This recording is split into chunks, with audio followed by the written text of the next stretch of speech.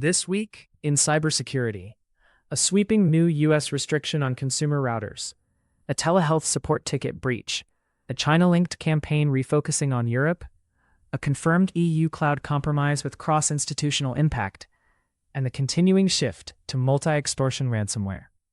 Let's get you briefed on what changed and what to do next. Quick context before we dive in.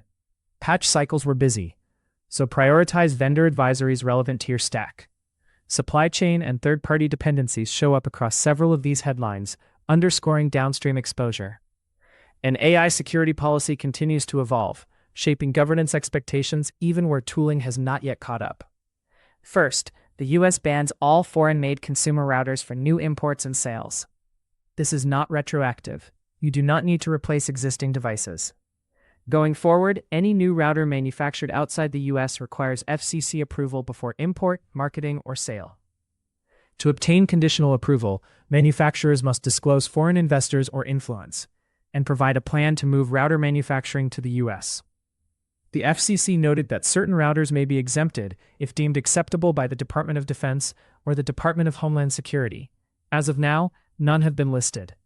Many popular U.S. brands currently build abroad, while at least one newer US-made consumer router exists. Why it matters: home and small office routers sit at the edge of remote work and small business networks, and policy-driven supply chain controls will affect availability, procurement, and risk posture. Defender takeaway: inventory edge and SOHO routers used by your workforce.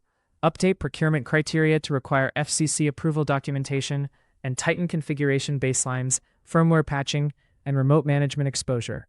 Provide clear guidance for employees using home routers for work connectivity. Second, Hims & Hers warns of a data breach after a third-party customer service platform, Zendesk, was compromised, resulting in the theft of support tickets. The company says the incident stems from the vendor environment, not its core systems. Key facts remain centered on support ticket content that was accessed or exfiltrated. Why it matters: support tickets often contain names, contact details, order or account references, and sometimes embedded diagnostics or attachments, creating privacy and phishing risks, and highlighting third-party exposure in service workflows.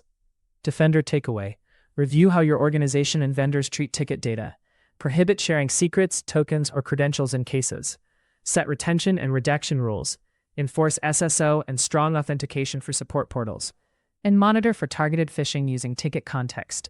Update your third-party risk assessments to include incident response commitments and notification timelines. A China-linked group known as TA416 has renewed targeting of European government and diplomatic organizations since mid-2025, using PlugX and OAuth-based phishing.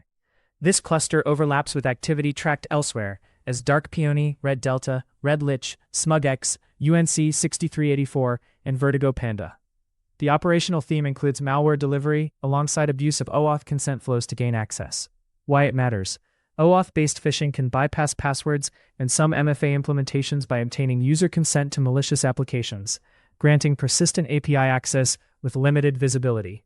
Defender takeaway: enforce admin consent for high-risk scopes, disable or tightly control self-service app registrations, deploy phishing-resistant MFA, alert on unusual OAuth grants and legacy protocol usage, and review cloud audit logs for token misuse and consent anomalies. Educate users to treat app consent prompts with the same caution as credential prompts.